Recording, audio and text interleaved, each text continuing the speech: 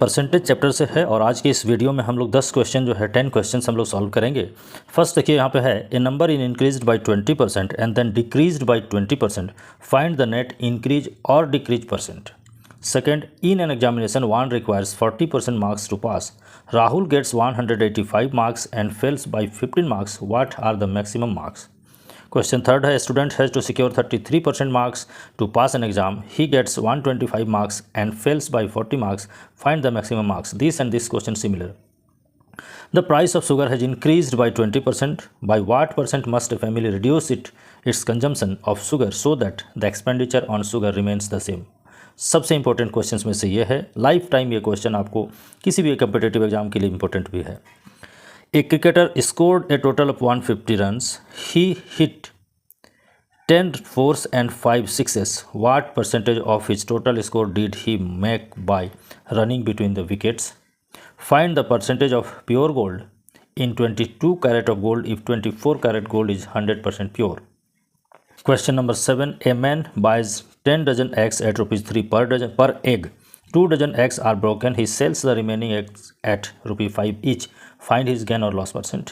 The value of a car depreciates by 20% in the first year if the current value of the car is 1,60,000. What was its value last year?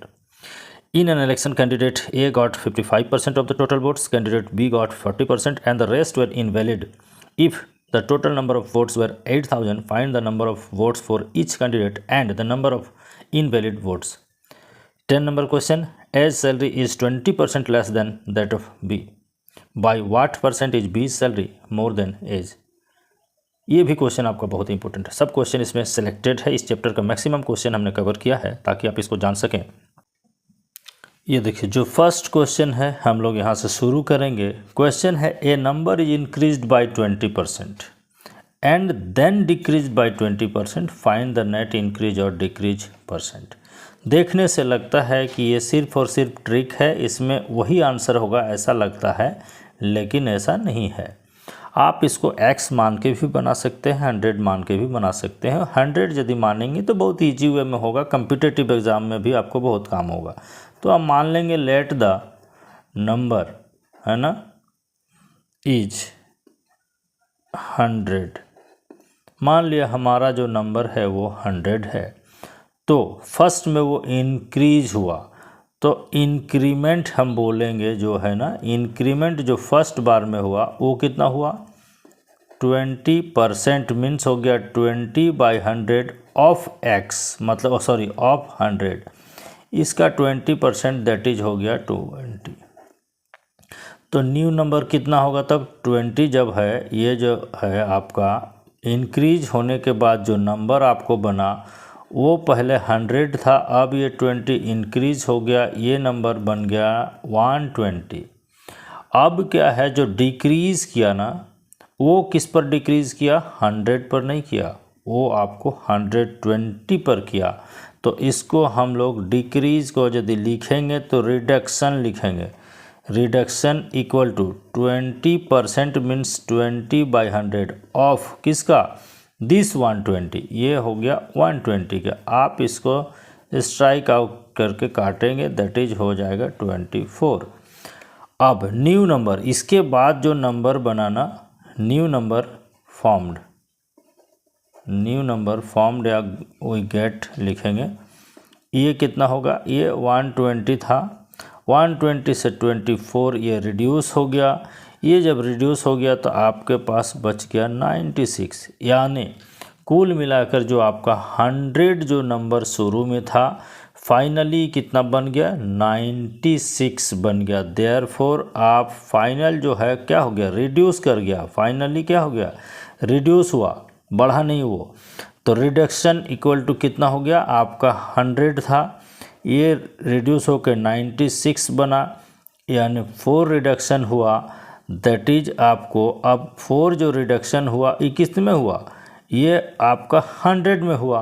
100 में 4 reduction हुआ, यानी reduction जो percentage हुआ इसको हम लोग बोलेंगे 4%, यानी डिक्रीज जो है।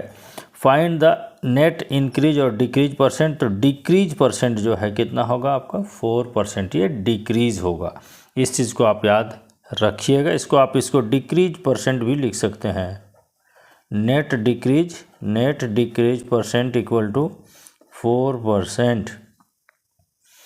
सेकेंड क्वेश्चन है, इसको भी आप देख लेंगे। इसमें क्या बोलता है सेकेंड क्वेश्चन, थोड़ा पेशेंस रख के बनाइएगा, एकदम लाइफ टाइम गारंटेड आपको रिजल्ट रहेगा। In an examination 1 requires 40% marks to pass. Rahul gets 185 marks and fails by 15 marks. What are the maximum marks. तो यहाँ पर देखिए क्या बोल रहा है, सो समझिए थोड़ा सा। जो ये बोलता है इसका मतलब क्या हुआ, देखिए 40% मार्क्स चाहिए आपको। फुल मार्क्स क्या है नहीं पता है। मान लिया जाए यदि कोई नंबर यहाँ पे बोल रहा है कि उसको कितना मिला, 185 मार्क्स मिला, और फेल्स बाय 15 मार्क्स, मतलब क्या हो गया, 15 मार्क्स से फेल हो गया। इसका मतलब ये, और इसमें यदि और ये 15 मार्क्स लेके आ जाता तो ये पास हो जाता। ठीक है, अब ये पास हो जाता है, इसका मतलब ये जो मिनिमम मार्क्स है ये पास मार्क्स है, ये टोटल पास मार्क्स है। और इसमें बोलता है कि in an examination 1 requires 40% marks. अब क्या हुआ, ये जो होगा ना, तो टोटल जो उसका मार्क्स होगा उसका ये 40% के बराबर होगा। तो हमको क्या करना है, यहाँ पे टोटल एक हम मार्क्स मान लेंगे, और ऐसी स्थिति में आप जनरली x ही मानिएगा, इससे आपको कैलकुलेशन आसान होता है। 100 मानेंगे तो थोड़ा सा और उलझ जाएंगे आप, इसलिए सबको x मानिएगा। यहाँ पर क्या करेंगे, let the total marks was, या मैक्सिमम मार्क्स जो भी है, टोटल, या फिर आप लिखेंगे let the maximum marks was x। Therefore आपको पास मार्क्स क्या होना चाहिए, पास मार्क्स जो है, पास मार्क्स होना चाहिए 40%, मतलब 40/100 ऑफ x। इसको जितना छोटा आप कर सकेंगे कर लीजिएगा। ये आपका हो गया 2x/5। ये यदि इसका x फुल मार्क्स रहता तो उसको इतना लाना पड़ता, लेकिन वो कितना लेके आया, इतना लाया, और इतना से फेल हो गया।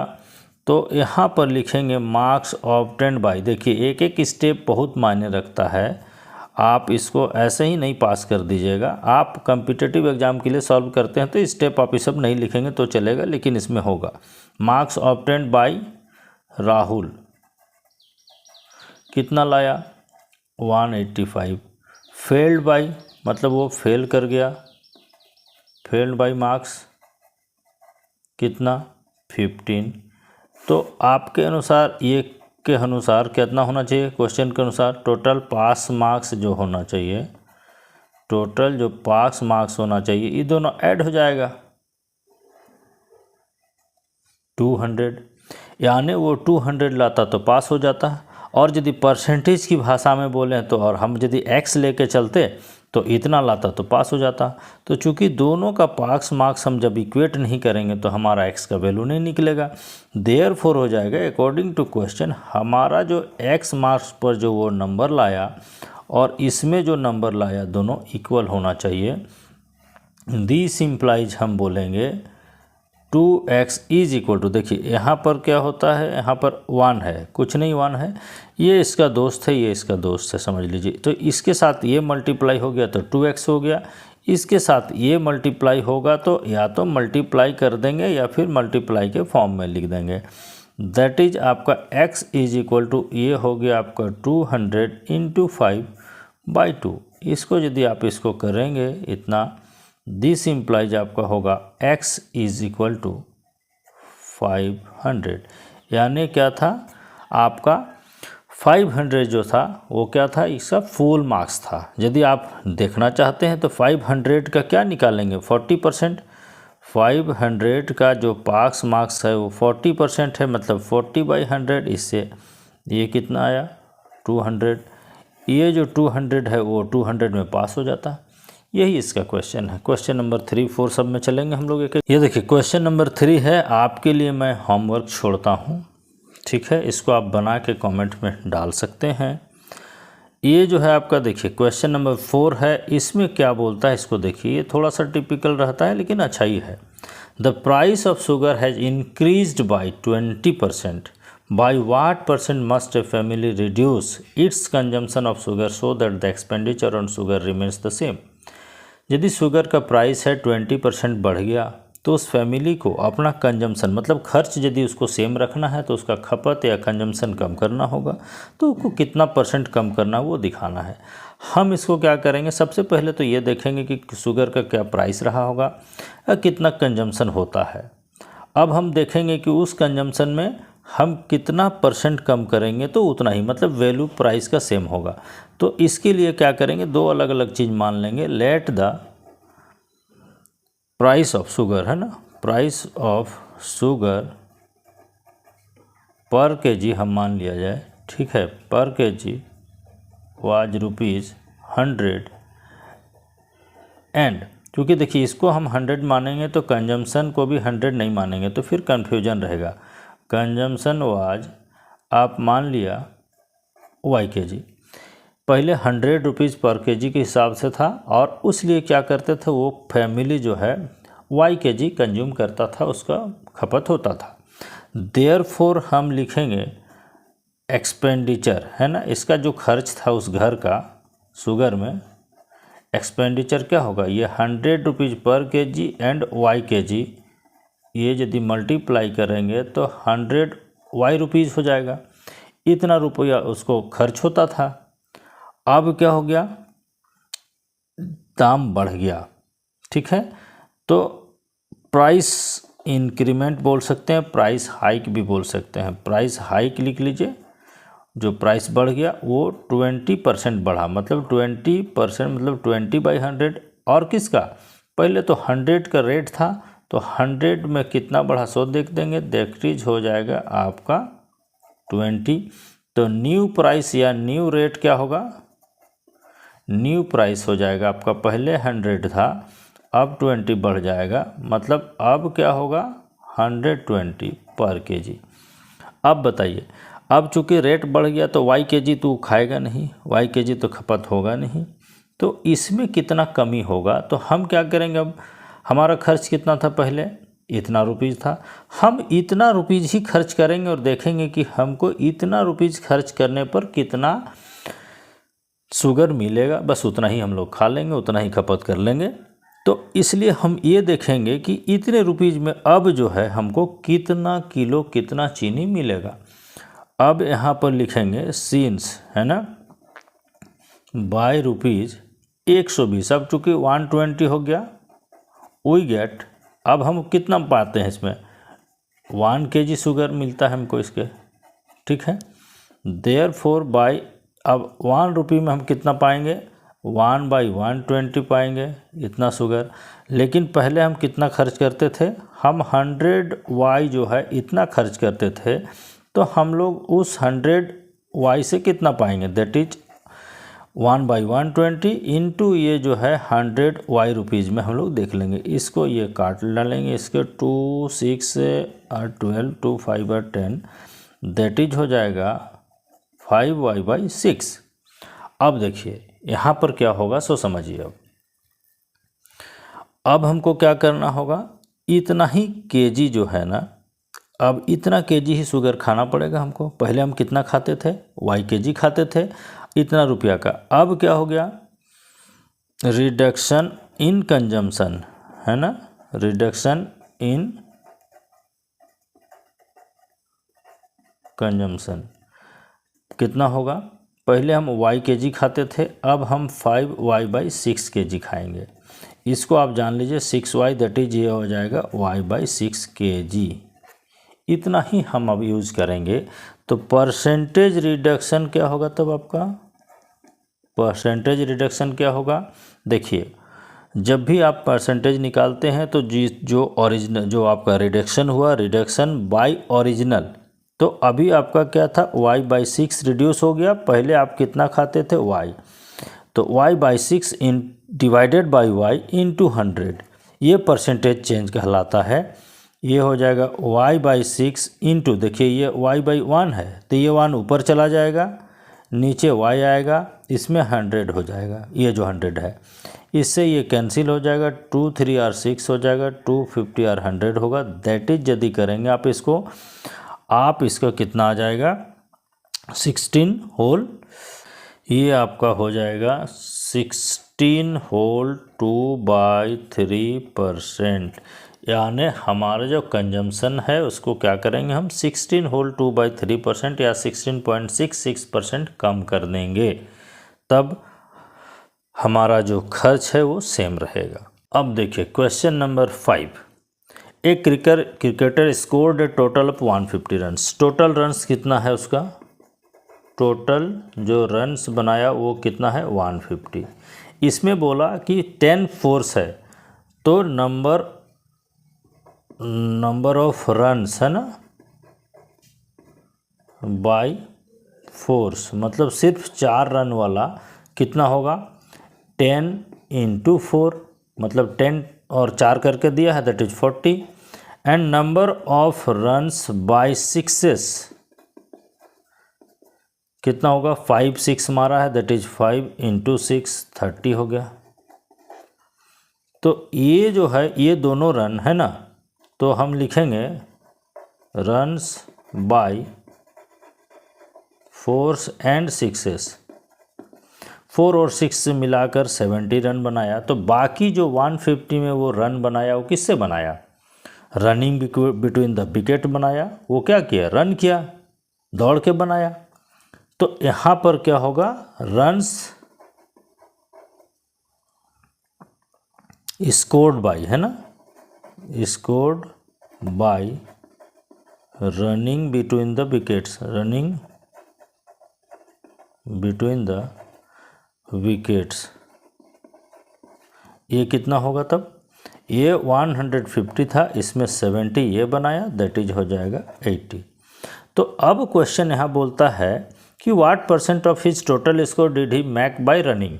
तो परसेंटेज कितना हो जाएगा तब, परसेंटेज ये कितना होगा, आपको 80 रन बनाया, टोटल आपका 150 था इंटू 100, ये परसेंटेज का कॉन्सेप्ट है। 5 3 R 520 R, ये हो जाएगा 160/3। इसको यदि आप करेंगे ये हो जाएगा 53 होल 1/3%, यानी टोटल जो रन है उसका 53 एंड 1/3% वो क्या करेगा रनिंग बिटवीन द विकेट से बनाएगा। क्वेश्चन नंबर 6 क्या है इसको भी देख लीजिए, है ना, ये भी इम्पोर्टेंट ही है। बोलता है find the percentage of pure gold in 22 carat of gold if 24 carat gold is 100% pure. Simply इसको जो है ना ट्रिकी मेथड से बनाइए, सिंस 24 कैरेट है ना gold is 100% pure, therefore 1 carat यदि यूनिटरी मेथड से भी बनाएंगे तो हमारा ये आ जाएगा बाय 24% प्योर। देयरफॉर ये कितना बोला आपका 22 कैरेट होगा तो कितना होगा, दिस बाय 24 इंटू ये आपका 22, 2 12 बार में 2 11 से कर सकते हैं, 2 6 4 से कर लीजिए, 4 3 एंड 25, दैट इज़ हो जाएगा आपका 275/3, ये हो जाएगा आपको 91 पॉइंट में भी दे सकते हैं या फिर होल में भी दे सकते हैं, दैट इज़ 91/2/3%। ये देख रहे हैं कितना अंतर रहता है 24 और 20, मतलब नियर अबाउट आपको 9% से ज़्यादा का डिफरेंस है, 9% आपका डिफरेंस रहता है, इसलिए रेट में भी बहुत अंतर रहता है इसमें। यहाँ देखिए क्वेश्चन बोलता है कि a man buys 10 dozen eggs at ₹3 per dozen.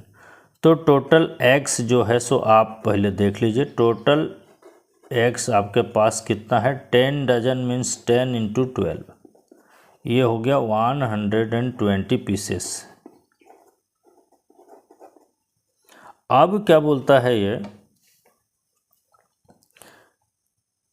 यहाँ आपका रेट है, ये जो है परचेजिंग जो रेट है वो क्या है, रेट ₹3 पर एग। तो टोटल कॉस्ट कितना हो गया, टोटल कॉस्ट आपका हो जाएगा 120 piece into 3, that is rupees हो जाएगा 360। अब बोलता है क्या है कि उसमें 2 डजन ब्रॉक कर गया, 2 डजन ब्रॉक, तो ब्रोकन एग्स, ब्रोकन एग्स आपको क्या है 2 डजन है, सीधे 2 डजन। तो आपका जो अच्छा बचा हुआ एग है वो क्या होगा, रिमेनिंग एग कितना बच गया, मतलब जिसको आप बेच सकते हैं, रिमेनिंग एग्स इक्वल टू कितना 3, टोटल 10 डजन था, 10 डजन में 2 चला गया आपका, बच गया 8 dozen, 8 dozen equal to 96 pieces इसको बोलेंगे, क्योंकि ऊपर में भी पीसेस है, रेट भी यहाँ पे आपको पर पीस दिया है। तो यहाँ पर टोटल सेलिंग प्राइस क्या होगा आपका, इसका सेलिंग प्राइस हो जाएगा 96 इंटू ₹5 पर एग है, ये आपका हो गया, यदि आप इसको करेंगे ₹480। अब आप देख रहे हैं 360 में वो ख़रीदा था, 480 में बेच रहा है, ये कॉस्ट प्राइस था, ये सेलिंग प्राइस है, तो निश्चित रूप से इसमें आपका गेन होगा। तो गेन आपको कितना होगा, 480 माइनस 360 इज रुपीज़, आप देखेंगे हो जाएगा 120। तो यदि गेन परसेंट आप फार्मूला से बनाएंगे तो अलग बात है, और ऐसे यदि करेंगे तो सिंपली कितना है, आपको 120 रुपये प्रॉफिट हुआ। आपने कितना लगाया था, 360 लगाया था, यदि आप 100 लगाते तो कितना मिलता, यही परसेंटेज होता है। तो 120 360 इंटू 100, परसेंटेज में चेंज करने का तरीका यही है। इसको इससे काट लेंगे, इसको 1 से, ये 3 हो गया, इसको यदि करेंगे आप, ये 33 होल 1/3%। आप SPCPC भी बना सकते हैं, और ये परसेंटेज का भी क्वेश्चन है, इसमें फॉर्मूला की ज़रूरत नहीं है। 8 नंबर क्वेश्चन आपका यहाँ पर क्वेश्चन नंबर 8 है, ये क्या बोलता है, देखिए, the value of a car depreciates by 20% in the first year if the current value of the car is 1,60,000, what was its value last year. मतलब पहले कितना था, तो पहले ज़्यादा रहा होगा, बाद में 20% रिडक्शन हुआ तो आ गया 160 में, 1,60,000 में। तो पहले कितना प्राइस था नहीं पता, हम लोग मान लेंगे let the price was ₹X। तो डिप्रेशिएशन कितना हुआ तब, डिप्रेशिएशन कितना हुआ, 20% मीन्स 20/100, किसका, X का। इसको जब करेंगे ये आया आपका रुपीज़ में आएगा, ठीक है, ये हो गया X/5। तो अभी जो करंट वैल्यू होना चाहिए आपके हिसाब से, यदि X रहता तो करंट वैल्यू कितना होना चाहिए, पहले X था, ये X/5 रुपये इसमें रिडक्शन हो गया, इसको आप याद रखिएगा, दैट इज 1 है। ये जब करेंगे तो ये 5 होगा, ये हो जाएगा 5X minus X, that is आपका हो गया रुपीज़, ये आपका 4X/5। अब क्या होगा, अकॉर्डिंग टू क्वेश्चन, ये तो आपका रहता, ये यदि आप X रहता वैल्यू तो इतना होता, तो उसके पास इतना है, इसका मतलब आपका वैल्यू उसका वैल्यू जब जाके इक्वेट करेंगे तब हमारा वो जो क्वेश्चन का आंसर होगा वो निकलेगा। दैट इज क्या होगा, ये 4X/5 रहना चाहिए, दैट इज ये होना चाहिए 1,60,000, ये हो गया। अब यहाँ पे कन्फ्यूजन नहीं रहना चाहिए, देखिए ये कुछ नहीं है, नीचे 1 है ना, ये इसका दोस्त है, दैट इज 4X इंटू 1, तो 4X हो गया, ये हो गया इसका दोस्त, क्रॉस में इसे रहता है 1,60,000। दिस करेंगे आप, X इज इक्वल टू, ये हो गया 5 इंटू 160,000, Y आपका हो गया 4, तो इसको 4 से करेंगे 0 0 0 एंड 0, दैट इज आपका हो गया, ये यदि मल्टीप्लाई करेंगे 2 लाख रुपीज़, यानी ओरिजिनल जो प्राइस था इसका कितना होना चाहिए था, 2 लाख होना चाहिए था, जो घट करके अभी करंट ईयर में 1,60,000 हो गया था। दोनों क्वेश्चन आपका ज़रूर पूछता है एग्ज़ाम में भी, बोर्ड में भी, और ऐसे भी टर्म्स एग्जाम में भी पूछता है, इसलिए इसको भी जान लीजिए। बोलता है कि in an election candidate A got 55% of the total votes, candidate B got 40% and the rest were invalid if the total number of votes was 8000 vote पड़ा। देखिए, जब वोटिंग होता है तो नंबर ऑफ़ वोट्स टोटल होता है, उसमें जितने कैंडिडेट होता है उन लोगों को कुछ मिलता है, कुछ जो है वोट जो नहीं डालने जानते हैं या फिर मार्किंग अलग देते हैं, तो उस स्थिति में वो इनवैलिड हो जाता है, जो किसी को भी नहीं होता है। अभी एक नोटा का भी सिस्टम है, वो नोटा भी एक कैंडिडेट की तरह रहता है, लेकिन उसको छोड़ दिया जाए तो बोलता है कि जो आपको टोटल वोट है उसका 55% ए को मिला, 40% बी को मिला, और जो बच गया, जितना भी बच गया वो आपको इनवैलिड हो गया। तो आपको ए को कितना वोट मिला, बी को कितना मिला, और इनवैलिड वोट कितना है सो निकालेंगे। सिंपली हम क्या करेंगे, टोटल नंबर ऑफ़ वोट्स लिखेंगे, है ना। टोटल नंबर ऑफ वोट्स आपके पास कितना है, 8000 है, ठीक है। तो वोट्स फॉर ए को कितना मिलेगा, सिंपली एकदम देखिए 55% ऑफ 8000, ये इसको कर लीजिए। ये वोट जो है आपका कितना आएगा सो देख लीजिए इसको। वोट्स इसको मिल गया 4400। अब हम लिखेंगे वोट्स फॉर बी को कितना मिला, 40% मीन्स 40/100 किसका, यही 8000 का, ठीक है। ये दोनों हो गया, ये आएगा 3200। अब देखिए, ये ए को मिल गया, ये बी को मिल गया। अब जो बच गया, तो बच गया क्या करेंगे, दोनों को पहले हम सम कर लेंगे। हम ना यहाँ लिखेंगे total votes for A plus B, है ना। ए प्लस बी को मिला के कितना मिल गया, ये 7600। नंबर ऑफ लिख देंगे, नंबर ऑफ इनवैलिड वोट्स।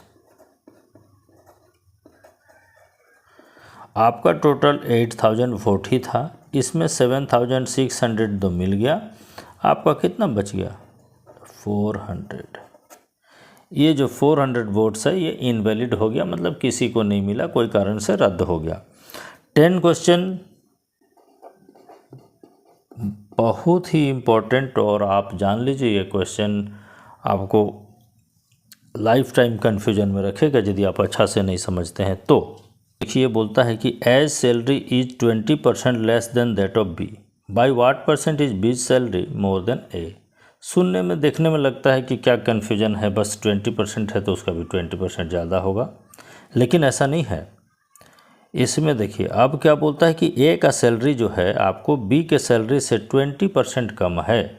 इसको आप क्या करेंगे, चूँकि अब ए का सैलरी यहाँ पर बी के सैलरी पर डिपेंड कर रहा है, तो हम क्या करेंगे, यहाँ शुरुआत करेंगे बी के सैलरी से। तो लेट बी का सैलरी कितना होगा सो देख रहे हैं। लेट बी सैलरी हम मान लेते हैं बी का सैलरी ₹X है, देयरफॉर हम लिखेंगे इसका 20% लेस जो है ना इसका, वो देखेंगे 20% लेस मीन्स 20/100 ऑफ X।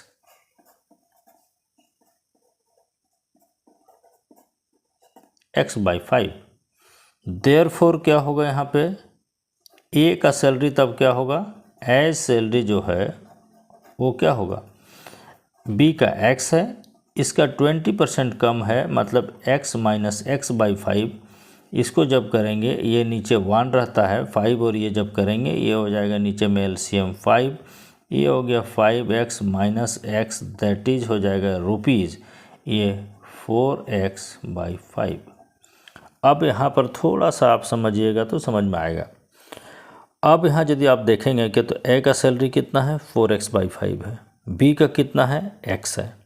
तो हम ये देखेंगे कि यदि इसका 4X/5 मतलब ए का सैलरी जब आपका 4X/5 है तो उसका X है, तो जब ए का सैलरी ₹100 रहेगा तो ये बी का कितना होगा, मतलब इसका 100 में इसको लेके जाएंगे तब आपको होगा। यहाँ यूनिटरी मेथड आप लिख लेंगे, एकदम सिंपल सा बात है, और उससे आपको पूरी तरह से क्लियर होगा। व्हेन, अब देखिए, व्हेन एज सैलरी, जब ए का सैलरी है ना, ए सैलरी इज रुपीज़ 4x/5, बीज सैलरी कितना है, रुपीज़ x है, तब बी का सैलरी रुपीज़ x है। देयरफॉर लिखेंगे व्हेन एज सैलरी इज ₹1, जब इसका 1 होगा तब क्या होगा, ये x डिवाइडेड बाई, देखिए इसको लिखने का तरीका, x डिवाइडेड बाई इतना हो जाएगा 4x। देयरफॉर जब आप लिखेंगे कि एज सैलरी, जब ए का सैलरी 100 होगा तो उतना कितना होगा इसका हो गया x divided by 4x/5 into 100। इसको करेंगे x डिवाइडेड है, मल्टीप्लाई का साइन देंगे, 5/4x लिखेंगे, इंटू ये हो गया 100। x से x कैंसिल आउट होगा, इसको यदि आप करेंगे 25 से करेंगे, दैट इज हो जाएगा ₹125। इसका मतलब हुआ कि यदि ए का सैलरी 100 रुपीज़ होगा तो बी का सैलरी 125 होगा। तब 100 के जगह इसका 125 होगा तो परसेंटेज कितना हो गया, 125 माइनस 100। यहाँ पर डिफरेंस लिखेंगे, डिफरेंस कितना आएगा, 125 बी का आ गया, 100 आपका ए का था, दैट इज हो गया ₹25। अब ये 25 डिफरेंस कितना में आया, जब ये 100 है तो यानी 100 लिखेंगे हम यहाँ पर, बी सैलरी है ना, B salary is 25% more than that of A, ये आपका होगा आंसर। तो जब ऐसा क्वेश्चन रहे तो आप देख लीजिए और ज़्यादा से ज़्यादा आप लोग आगे बढ़िए, यही शुभकामना है। Thank you so much.